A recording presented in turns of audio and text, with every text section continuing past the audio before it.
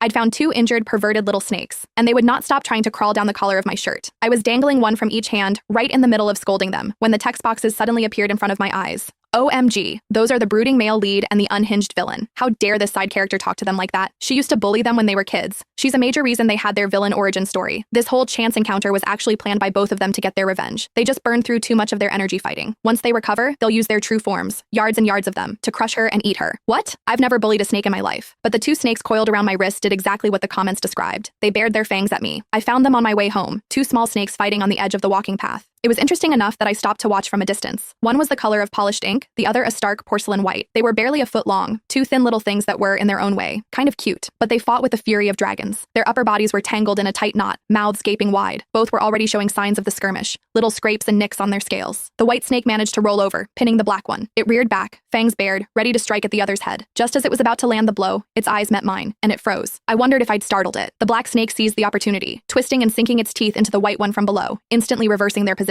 But the white snake didn't fight back. It went limp, letting the black one bite, its bright, rosy pink eyes fixed on me. A pang of sympathy hit me. Bolstering my courage, I took a step forward and clapped my hands, shouting, "Hey, knock it off!" To my utter astonishment, the black snake actually seemed to understand. It stopped its attack. The white snake lay on the grass, exposing its soft underbelly. The bite marks were clear against its pale scales, and it looked like it was on the verge of death. The black snake stared at me with its beady black bean eyes, then glanced at the motionless white snake beside it. A frantic energy seized it, its tongue flicking in and out of its mouth so fast it was a blur. It looked like it was trying desperately to speak. Seeing my bewildered expression, it gave up and simply copied the white one, flopping onto the grass and going perfectly still. Well, I figured that was a truce. I turned and continued home. It wasn't until I was standing at my front door, digging through my purse for my keys, that I realized they had followed me. Our eyes met, all six of them. In perfect unison, both snakes went limp and dropped to the welcome mat with a soft thump. It was the most blatant case of insurance fraud I'd ever seen. "You want to come home with me?" Both of them started wagging their tails furiously. "I don't know," I hesitated. "Wild snakes can be dirty, have parasites and stuff, and I'm pretty sure there are rules against just picking up wildlife." The white snake stopped moving, its tongue flicking out pathetically. The black one, however, started spinning in tight circles, as if trying to show me how clean it was, that it wasn't wild at all. After a moment of internal debate, I let them in. I didn't have a proper terrarium, so a clear plastic storage bin would have to do for now. Surprisingly, they were almost unnervingly obedient. When I pointed to the bin, they slithered right in. I spent a while on my phone, using an image recognition app to figure out what they were. The consensus was corn snakes. Following the app's recommended links, I found a beginner's guide and ordered some antiseptic spray and other supplies for delivery. While waiting, I spoke to the bin. "From now on, I'll call you Ash," I said to the black one, "and you'll be Ivory." I didn't actually expect them to understand. My impression of snakes had always been that they were cold, detached creatures, not particularly in tune with humans. When the supplies arrived and I was unboxing the antiseptic, I said aloud to myself, "Okay, Ivory, you're first." To my shock, the little white snake nudged the lid of the bin with his head and slithered out on his own. He even rubbed against my palm like a cat, a bizarrely affectionate gesture. Inside the bin, Ash curled into a tight, miserable ball in the corner, head lowered. He wasn't even flicking his tongue anymore. "Ash," I said, testing it out. He lifted his head to look at me, and I could have sworn I saw a glimmer of hope in his almost featureless face. Ivory licked my palm with his forked tongue, as if hurrying me along. I felt compelled to explain myself. "Ivory's wounds look worse, so he goes first. I'll get to you right after, okay?" Ash's head drooped back down. I carefully straightened Ivory out on a towel and gently applied the antiseptic to each of his wounds. I checked his scales too, but found no sign of mites or parasites. When I was done, I switched him out for Ash and did the same. He was just as clean. My theory solidified. They weren't wild. They had to be someone's lost pets. It was the only explanation for them being so clean and well-behaved. As I was thinking this, I discovered a larger wound hidden amongst the scales near Ash's neck. No wonder he seemed so dejected earlier. His injury was actually more severe. It was just harder to see against his dark coloring. He'd gotten the short end of the stick. "Oh, you poor thing," I murmured, gently rubbing his little belly to comfort him. Ash lay on the table, looking so content his eyes were closed, letting out the occasional soft hiss. Now it was Ivory's turn to sulk in the corner of the bin, the picture of reptilian misery. I reached in and scooped Ivory out, wanting to give him a comforting belly rub too. But the little snake twisted and squirmed, evading my touch every time. I let out an amused laugh, gently poking his head. "What's wrong, Ivory?" Such a temper. He coiled into a tight ball and ignored me. Finding it funny, I poked his side. "Hello? Anybody home?" That finally got a reaction. Ivory uncoiled, rolled over, and exposed his belly. Ash, seeing this, grew agitated. He started slithering back and forth in front of Ivory, blocking my path. I nudged him aside. Before my fingers could even touch Ivory, Ash bit me. It wasn't hard, more of a firm pinch meant to get my attention. "Ash, you have to learn to share," I said, lifting him up and moving him further away. It was a mistake. He arched his body like a spring and launched himself directly at my collar. "Ash!" I reached up to grab him, but he was too quick, disappearing down the front of my shirt. I had no choice but to pull the collar open to see where he'd gone. Just then, Ivory, who had been so docile, decided to join the chaos, darting into my collar as well. I realized really should have just lifted the hem of my shirt. The cold, slithering sensation of 2 snakes against my skin sent a shiver down my spine. They were moving around frantically, their scales creating a dry, rustling friction against me. I quickly pulled up my shirt, only to find them fighting again. Was this why they were abandoned? Ash! Ivory! No fighting! At the sound of my voice, both snakes froze, slowly closing their mouths. I grabbed one in each hand, dangling them by their tails. No more fighting. Do you understand me? I lectured. If I catch you two fighting again, I swear I'll turn you into soup. You hear me? The moment the words left my mouth, something bizarre happened. Translucent text boxes started to appear in my field of vision, like on-screen comments in a video. OMG, those are the brooding male lead and the unhinged villain. How dare this side character talk to them like that? She used to bully them when they were kids. She's a major reason they had their villain origin story. This whole chance encounter was actually planned by both of them to get their revenge. They just burned through too much of their energy fighting. Once they recover, they'll use their true forms, yards and yards of them, to crush her and eat her. What? I've never bullied a snake in my life. But as I looked down, the 2 snakes in my hands began to coil around my wrists, just as the comments described, and they bared their fangs at me. The instant our eyes met, they snapped them shut again. I decided I was just hallucinating. It had to be the stress from being unemployed. Shaking it off, I posted a found pets notice online. The snake owner community is a lot smaller than the one for cats and dogs. My post got a few comments, but no messages for days. True to form, however, the 2 snakes were on their best behavior. They didn't fight again, though it was clear they still couldn't stand each other. They were constantly vying for who would get petted first. A petty rivalry that I had to mediate carefully. I tried to be as fair as possible. If I pet Ash first one time, Ivory would be first the next. With the fighting issue resolved, they developed a new bad habit. Every night, after I'd fallen asleep, they would nudge the lid off their bin and slither into my bed. I laid down the law 3 separate times, but the 4th time I woke up to find them both plastered against my skin, I gave up. I was getting used to their cool temperature anyway. Friday, I woke from a deep sleep to a strange coldness on my stomach, followed by a faint, pinching pain. Opening my eyes, I saw the 2 of them, Ash and Ivory, furtively trying to worm their way under my pajama top. When they realized I was awake, they both froze for a second before burrowing even more frantically. I snatched them up before they could get any further. We've been over this. No going under my clothes. Do you 2 want to be soup, you little perverts? Ivory dangled from my hand, the picture of innocence. Ash coiled around my wrist and started flicking his tongue against my skin. I pointed a finger at him. Flattery will get you nowhere. He retracted his tongue and went limp, hanging from my wrist dejectedly. And then the text boxes appeared again. A knot of dread formed in my stomach.